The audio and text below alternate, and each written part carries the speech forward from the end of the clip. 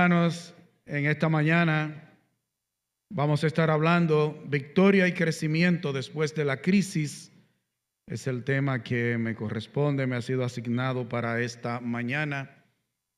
Y yo creo que este tema es muy necesario y nunca pasará de moda. De hecho, hermanos, nada de lo que dice la Biblia pasa de moda.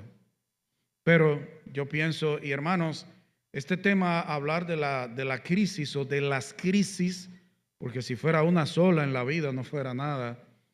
El asunto es, hermanos, que se ha comprobado que cuando no estamos en crisis, debemos prepararnos porque viene una crisis. Y hermanos, la iglesia de Cristo está en crisis, el mundo está en crisis y dentro del mundo la República Dominicana está en crisis, Atomayor está en crisis. Debemos estar preparados porque nosotros entendemos por la palabra de Dios que lo que le espera a la humanidad todavía es peor que lo que estamos viendo. Así que si usted se encuentra que ahora está fuerte la cosa, déjeme decirle que se va a poner peor. Amada iglesia, hay una verdad universal que no respeta estatus, no respeta edad, nivel de espiritualidad, condición económica. La crisis llegará y lo más probable es que llegue cuando usted no esté pensando en que va a llegar. No es una cuestión de si llegará, sino de cuándo. Las crisis son como tormentas inesperadas. No piden permiso, no anuncian su llegada con cortesía y muchas veces sacuden todo lo que creíamos que estaba firme en nuestras vidas. A menudo, como creyentes, caemos en la ilusión de que la obediencia a Dios nos eximirá, nos va a librar del dolor. Pero la Biblia no nos vende un seguro contra las tormentas, sino que nos ofrece un ancla en la tormenta. Y hermanos, hay un evangelio llamado de la prosperidad que ni es evangelio ni es prosperidad. Que le dice la gente en ese evangelio está obsesionada con la salud, obsesionada con las posesiones, obsesionada con la felicidad. ¿Es malo tener buena salud? No, si no fuera buena salud. ¿Es malo tener dinero? Si Dios se lo provee, no. ¿Es malo ser feliz? Realmente es una de las motivaciones del ser humano. El problema es que eso se convierte en ídolos en nuestras vidas. Se convierten en ídolos. Vemos la crisis como una interrupción no deseada en nuestro plan de vida. Sin embargo, desde una perspectiva bíblica, entendemos que Dios es soberano sobre todas las cosas. ¿Qué dice Efesios capítulo 1, versículo 11? En Él asimismo tuvimos herencia, habiendo sido predestinados conforme al propósito del que hace todas las cosas, pidiéndonos permiso, según el designio de su voluntad, según Él lo decreta, en su mano providencial o milagrosa. La crisis no es un accidente estéril, inútil, sino un instrumento. Como escribió Juan Calvino en uno de sus libros, la aflicción es una de las herramientas principales que Dios usa para despertarnos, para ejercitarnos y para probarnos. Hoy veremos con la ayuda del Señor, del Espíritu Santo, que para el creyente ninguna crisis es estéril, es inútil. Dios nunca desperdicia el sufrimiento de sus hijos. Basándonos en las Escrituras, vamos a ver 4 verdades en esta mañana. Vamos a ver que después de la crisis descubrimos la fidelidad de Dios, desarrollamos un carácter más fuerte, aprendemos a depender de Dios y somos capacitados para consolar a otros. La crisis no es el final de tu historia, aunque a veces cuando estamos pasando por alguna crisis pensamos que llegamos al final. La crisis es el yunque donde Dios forja tu victoria y tu carácter. Vamos a ver el primer punto. Después de la crisis descubrimos la fidelidad de Dios y a veces en medio de la crisis. ¿Qué dice Lamentaciones capítulo 3 versículos 22 y 23, donde concluyó la lectura inicial? Por la misericordia de Jehová no hemos sido consumidos, porque nunca decayeron que sus misericordias. Dice el 23, nuevas son cada mañana, grandes que tu fidelidad. Y de hecho hay un himno que habla de la fidelidad de Dios. Y hermanos, cuando el profeta Jeremías escribió este capítulo inspirado por el Espíritu Santo, él no lo escribió desde un palacio, sino desde las ruinas humeantes de la ciudad de Jerusalén. Estaba rodeado de muerte, de destrucción. Sin embargo, en medio de ese abismo, él hace un giro teológico a propósito. La palabra hebrea que se utiliza aquí para misericordia es la palabra Hesed. Y la palabra Hesed, misericordia, aquí significa un amor leal, un amor de pacto y un amor inquebrantable. Eso significa que las misericordias de Dios son nuevas cada mañana. Es porque Él nos ama de manera leal. Él ha hecho un pacto con nosotros y su amor es inquebrantable. El escritor y predicador y pastor Charles Spurgeon decía: la fidelidad de Dios es el ancla del alma en la tormenta. Cuando todo lo demás falla, su palabra permanece. Sus promesas permanecen, son fieles. Dios es fiel. La fidelidad de Dios no es una respuesta a nuestra bondad, no es porque tú eres bueno. La misericordia de Dios es un reflejo de su naturaleza inmutable. Dios es misericordioso y fiel contigo y conmigo, porque el bueno es Él y porque la misericordia es parte de su carácter, la fidelidad es parte de sus atributos. Él no puede ser infiel aunque tú y yo seamos infieles. Dios no reacciona a lo que tú y yo hacemos. Dios no reacciona ante tus circunstancias y las mías. Dios decreta, Dios ordena todas las cosas. Y déjeme decirle que la palabra ordena no solo es que Él manda, sino que pone en orden. Pone en orden. Nosotros en la Biblia tenemos el ejemplo de José, de David, de Job. ¿Qué pasó con José? Para cualquiera la prisión podía significar el final, pero era el pasillo hacia el palacio. ¿Hacia dónde salió José de la prisión? Al palacio. Dios estaba tejiendo la salvación de su familia a través de sus cadenas, y Él se lo dijo a sus hermanos en Génesis 20:50, que no vamos a leer, pero usted lo puede anotar. David, perseguido como un animal, que Saúl intentó clavarlo una vez de la pared con la lanza. Tuvo la oportunidad de matar a Saúl, tuvo que esconderse en la cueva de Adulán, pero Dios estaba forjando al futuro rey en la oscuridad y en la persecución. ¿Y quién podía pensar que un hombre como David iba a salir de esconderse en cuevas a ser el rey de todo Israel? Job perdió todo, hijos, y perdió hasta la esposa que le dijo: maldice a Dios y muérete. Eso no tener esposa. Al final él pudo decir: de oídas te había oído, mas ahora mis ojos te ven. Eso está en Job 42:5. La crisis le dio a Job una visión de Dios que la comodidad de Job nunca le hubiera permitido tener. Le dijo: de oídas, de manera intelectual, de pasada yo te conocía, pero ahora yo tengo una visión nueva de ti. Mis ojos espirituales ahora tienen un concepto más acabado de ti. Pero fue después de la crisis Quizás en la comodidad él hubiera seguido siendo fiel, pero no hubiera llegado a tener ese conocimiento, esa intimidad con Dios que tuvo en medio de la crisis y después. Hay fidelidades de Dios que solo se descubren en el valle de la aflicción, no en la cima del éxito.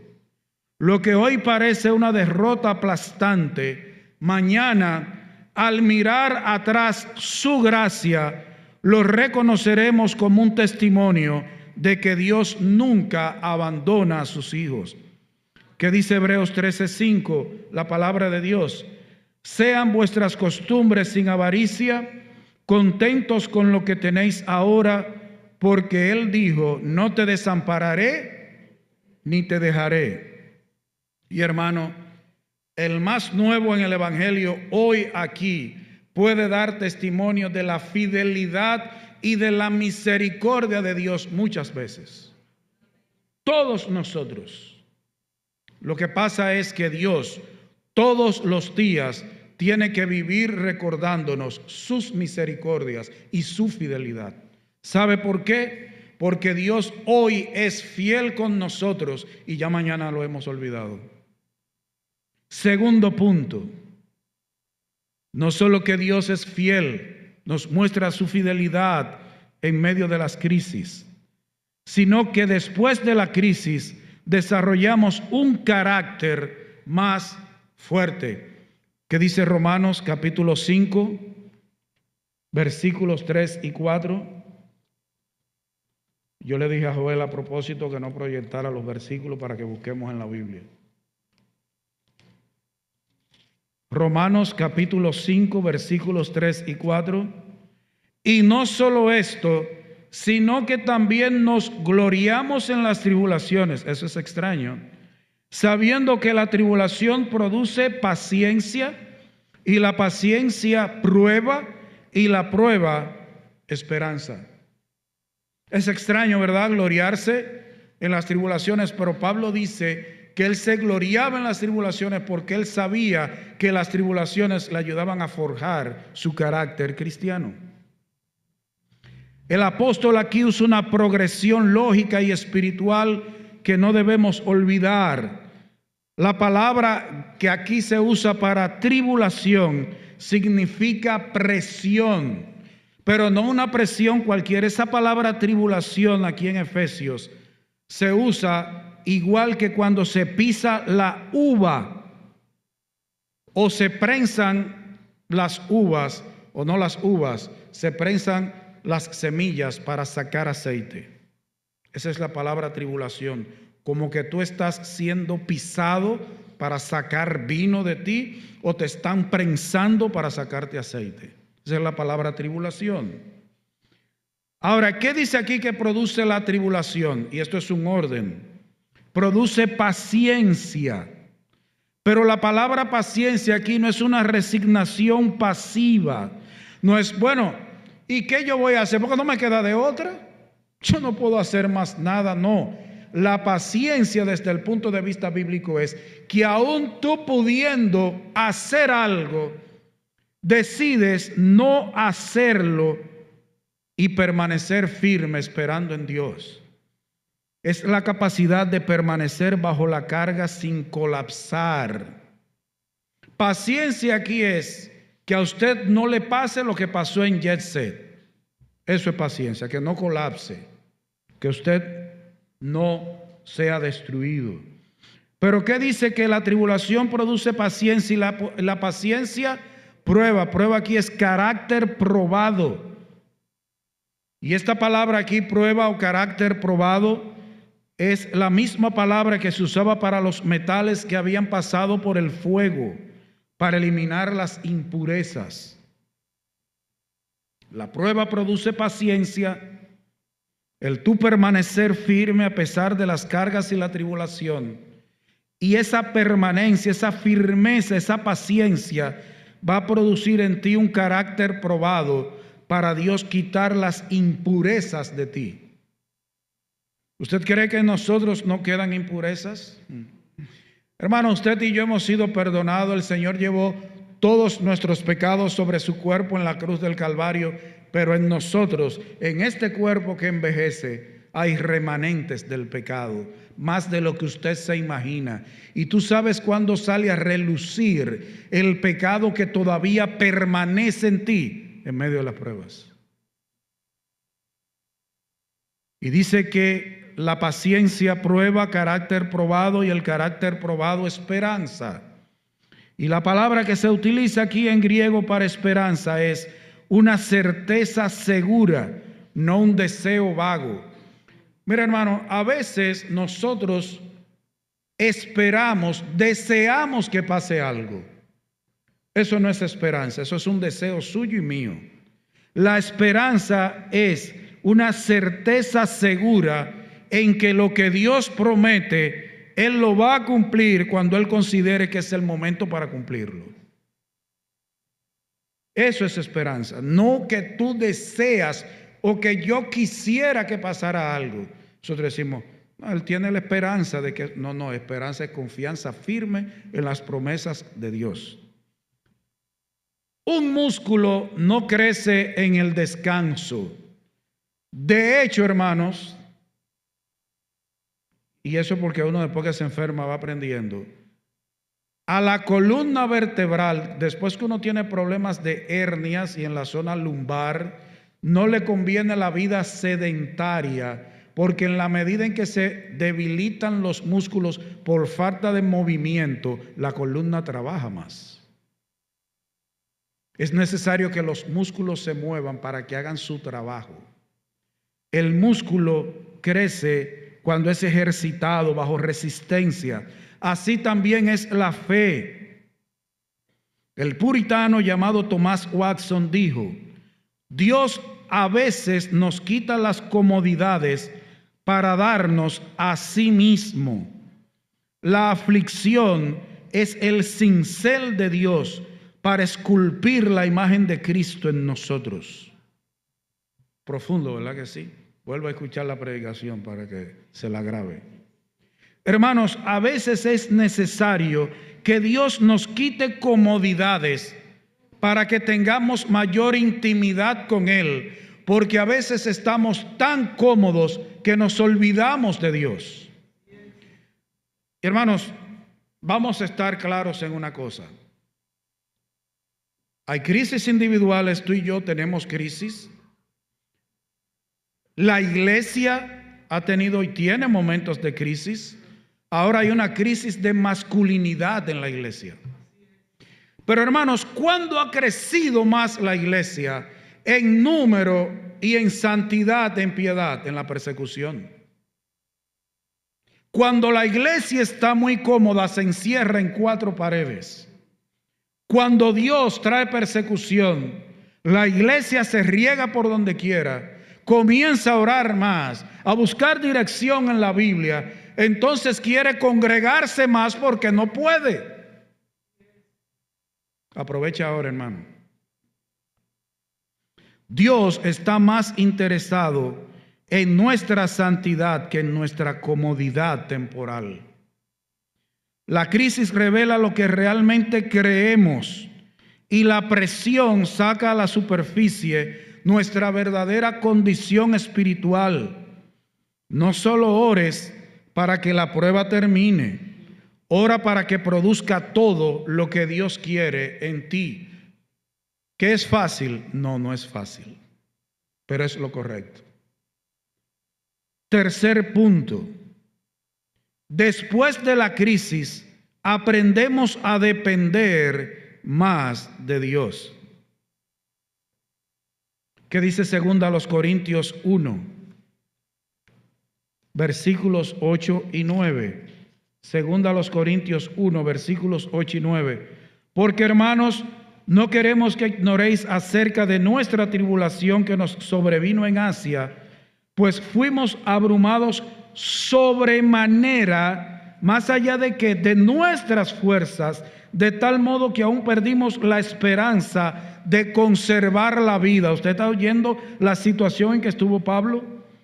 Pero tuvimos en nosotros mismos sentencia de muerte para que no confiásemos en nosotros mismos, sino en Dios que resucita a los muertos. ¿Por qué Dios permitió y trajo esta tribulación a la vida de un hombre como el apóstol Pablo, un siervo de él? Y dice aquí que fue una tribulación, fue abrumado sobremanera, más allá de sus fuerzas, de tal modo que Pablo aún perdió la esperanza de conservar la vida. Pablo llegó a un momento que pensó que iba a morir. Pero ¿qué dijo él? Para que no confiara en él mismo, sino en Dios que resucita a los muertos, para que mirara a Dios. Pablo, el gran apóstol, admite una vulnerabilidad asombrosa. Dios no presenta a sus siervos como héroes en la Biblia, los presenta como hombres débiles y vulnerables. Pablo estuvo tan abrumado que desesperó incluso de vivir. ¿Por qué permitió Dios esto? Ahí mismo el versículo 9 da la respuesta: para que no confiásemos en nosotros mismos. La crisis tiene un propósito destructivo santo. ¿Usted oye esa expresión, hermano? Eso es una contradicción, una destrucción santa. Pero, hermanos, la crisis tiene un propósito destructivo santo: destruir la idolatría de la autosuficiencia. Hermanos, nosotros somos muy autosuficientes, muy independientes. Somos independientes, a veces nos creemos independientes de Dios y de la iglesia. Por ahí estoy oyendo un Android explicando qué es la independencia. Mientras creamos que podemos manejar la vida con nuestra inteligencia, con nuestras fuerzas, con nuestra cuenta bancaria, con nuestros enllaves, Dios permitirá circunstancias que escapen a nuestro control para llevarnos a una dependencia real de Él. Usted oye esa palabrita, no solo que vayamos a una dependencia de Él, sino real. Hermanos, nosotros somos muy dependientes de Dios en palabras. Teóricamente nosotros somos lo más santos y fieles que hay, hasta que llega la tribulación. Hasta que llega la tribulación. ¿Qué hace la crisis? Por eso decía que tiene un propósito destructivo santo. La crisis rompe el orgullo, destruye la falsa seguridad, nos lleva de rodillas ante Dios. No hay gente que ore más y pida más oración que el que tiene un lío. No hay cristiano más fiel en la asistencia a los cultos que el que quiere venir un miércoles a decir: oren por mí. Cuando nuestras fuerzas terminan, comienzan las verdaderas disciplinas de la gracia. Descubrimos que su poder se perfecciona en nuestra debilidad. Como dice Pablo en 2 Corintios 12:9, el poder se perfecciona en la debilidad. Bástate mi gracia. Aprendemos a orar, no como un ritual, no porque yo debo hacerlo, sino porque me veo apremiado a hacerlo, como un grito de socorro. Hermanos, ese capítulo 3 y todo el libro de Lamentaciones, pero en ese capítulo 3 de Lamentaciones, usted nota cómo el profeta abre su corazón, cómo él le dice a Dios lo que tiene en su corazón. Ezequiel no podía aparentarle a Dios. Usted sabía, hay una palabra que se usa mucho en República Dominicana. Nosotros somos tan parejeros que a veces queremos aparentar aún delante de Dios, como que Él no es omnisciente y escudriña los corazones. Nos acercamos a la Biblia, no por si acaso me preguntan si yo la leí hoy, sino buscando verdadera dirección de Dios. Aprendemos a confiar no en el resultado, sino en el carácter del que sostiene el resultado. Hermanos, la oración no es para nosotros poner a Dios a hacer cosas. Es para nosotros decirle a Dios que confiamos en que Él va a hacer lo mejor cuando Él quiera, como Él quiera, donde Él quiera y con quien Él quiera. Cuando ya no tienes fuerzas, estás exactamente en el lugar donde Dios comienza a mostrar su poder. Mientras tú crees que tienes fuerzas y estás orando, creyendo que puedes engañar a Dios o que tú tienes la solución o decirle a Dios lo que Él tiene que hacer, estás cerrado, estás equivocado, no vas a ver el poder de Dios. Pero cuando tú te acercas a Dios reconociendo tu debilidad, tu falta de sabiduría, tu dependencia de la gracia, de la misericordia, del amor, de la fidelidad de Dios, del poder del Espíritu Santo, entonces tú y yo vamos a comenzar a ver a Dios haciendo cosas en nuestras vidas.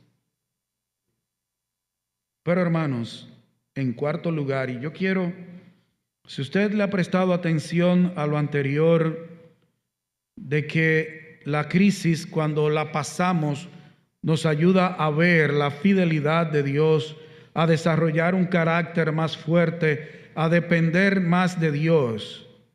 Yo quiero, hermano, que este cuarto punto usted le preste mucha atención, porque aquí en esta partecita nosotros tenemos graves problemas. En esta parte que viene ahora. En cuarto lugar, cuando nosotros pasamos la crisis con la actitud correcta delante de Dios, somos capacitados para ayudar a otros. Y ahí tenemos problemas. Ahí la mayoría de los cristianos estamos cojeando. ¿Qué dice 2 Corintios 1:4? Segunda carta del apóstol Pablo a los Corintios, capítulo 1, versículo 4. El cual nos consuela en todas nuestras tribulaciones, para que podamos también nosotros consolar a los que están en cualquier tribulación, por medio de la consolación con que nosotros somos consolados por Dios. Y ahí estamos cojeando nosotros. Hermanos, nota el propósito teleológico. Es una palabra muy bonita, pero lo que significa es el propósito final, el propósito último por el que Dios trae las crisis, aparte de buscar honra y gloria para Él, es el consuelo de Dios. No es solo para nuestro bienestar privado, sino para el ministerio corporativo, para que nos ministremos todos, nos sirvamos todos como iglesia. El propósito de la consolación de Dios no es algo egoísta, para que lo absorbamos y nos quedemos con Él. Nosotros sabemos el significado de la palabra, o la palabra griega que se usa para consolar aquí, es la palabra parakaleo. Y conocemos el nombre del Espíritu Santo, Paracleto, Consolador. ¿Qué significa parakaleo? Llamar a alguien al lado de otro para animarlo, para exhortarlo, para fortalecerlo. ¿Por qué el Espíritu Santo es nuestro consolador? Se llama el otro consolador, porque Cristo es nuestro consolador y el Espíritu Santo es otro consolador igual que Cristo. Porque el Espíritu Santo ha sido llamado no solo al lado nuestro, sino dentro nuestro, para ayudarnos, para fortalecernos, para exhortarnos, para animarnos, para iluminarnos. Hermanos, lo que Dios hace en ti, luego lo hará a través de ti. Y voy a hacer una especie de trabalengua. Dios te consuela a ti para que con esa consolación que Él te consoló, tú consueles a otro. El problema es que cuando Dios me consuela, a veces primero ni gracias le doy, y ya resuelto el problema, se murió el perro, se acabó la rabia. Yo he sido consolado, gracias Señor.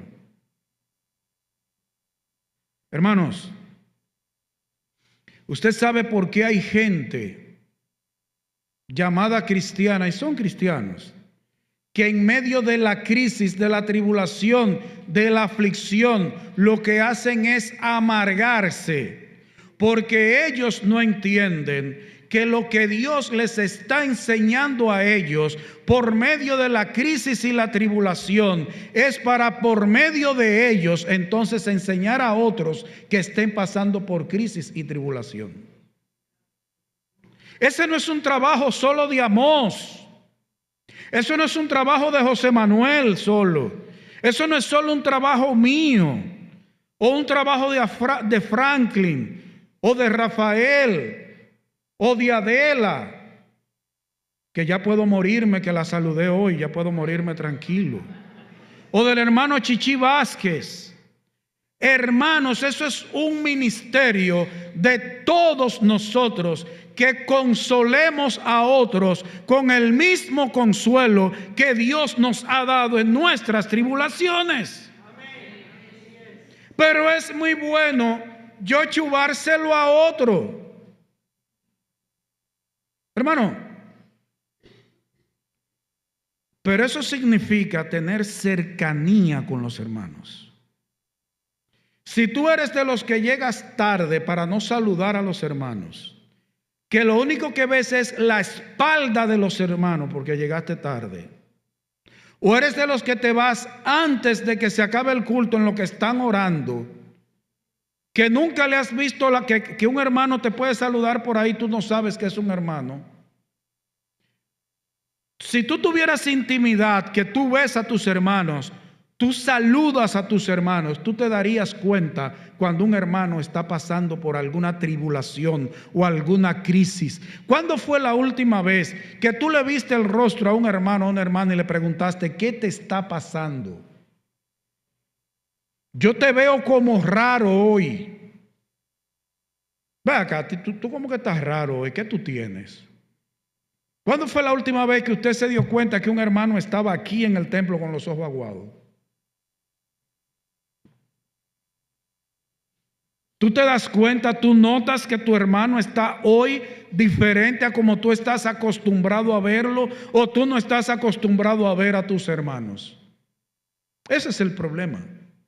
Pero Dios usa las crisis para que nosotros podamos ayudar a otros en sus crisis, ser instrumentos en las manos del Creador. De hecho, así se llama un libro, Instrumentos en las manos del Creador. Muy bueno el libro. Dios lo que hace en ti lo quiere después hacer a través de ti. Ay, es que yo casi no sé de Biblia. Óyeme, yo soy la persona más mala para dar el pésame. Yo muy raro le diga a alguien que te acompaño en tus sentimientos, a menos que sea verdad. Pero hermano, tú no puedes dar un abrazo. Tú no puedes pasarle la mano a alguien por la espalda, por un hombro. Tú no puedes pasarle la mano a alguien por el pelo en un momento. Aunque lo desgreñe lo que usted lo está consolando. Recuerdo murió el último tío varón. Fui a San Pedro a consolar. La tía, cuando me vio, andaba con Rafaelito, comenzó a llorar. Yo lo único que hice fue pasarle la mano por la cabeza. Hermano, tú no sabes el simple hecho de tú preguntarle a alguien, ¿qué te pasa? Te noto diferente. Tú no eres así. Sea un instrumento en las manos de Dios. Un médico que ha sobrevivido a una enfermedad grave puede diagnosticar y consolar a un paciente con una empatía que un libro de texto nunca podrá enseñar.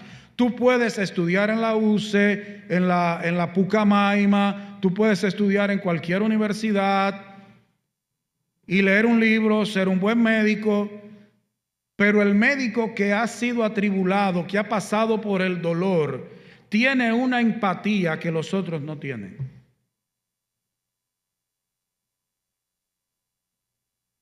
De la misma manera, en el sacerdocio de todos los creyentes, todos somos reyes y sacerdotes, dice la Biblia. En el sacerdocio de todos los creyentes, nuestras heridas sanadas se convierten en nuestras credenciales de ministerio. ¿Qué decía Pablo? ¿Qué presentaba Pablo como credenciales de su apostolado? Sus tribulaciones, sus aflicciones, las crisis, las veces que había sido azotado. El herido se convierte en sanador o instrumento de sanidad. El que sana es Dios. El quebrantado es un instrumento. El consolado se convierte en alguien que consuela. Hermanos, el egoísmo no puede ser parte de la vida de un creyente. Si hay algo que caracteriza a los creyentes es el amor de Cristo que ha sido derramado en nuestros corazones, y parte de ese amor es consolar a otros. Así que no nos deje eso a nosotros tres. Usted es parte de esta iglesia. Si usted está bajo el ministerio de esta iglesia, usted debe consolar a sus hermanos cuando lo necesitan. Y eso es parte de lo que hace la crisis.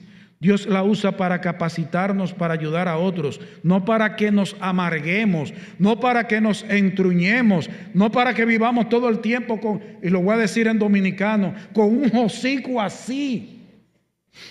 Hay hermanos que usted los ve y parece que nunca tienen gozo. Hay hermanos que parece que están cargando un camión de cemento todo el tiempo. ¡Wow! ¡Qué hermano tan pesado! Gracias al Señor tenemos que amarlo así. Porque usted me ama a mí como yo soy. Tu testimonio puede sostener a alguien más. Tu experiencia puede guiar a otro en la oscuridad como una linterna, no con meras teorías de biblioteca y de seminario, sino como alguien que ha sido probado y ha salido victorioso. Hermanos, ¿en qué etapa de la crisis te encuentras hoy? Permíteme hacerte 3 preguntas de examen espiritual con pasos prácticos. Primera pregunta: ¿estás en medio de la crisis? No desperdicies tu dolor luchando contra la soberanía de Dios.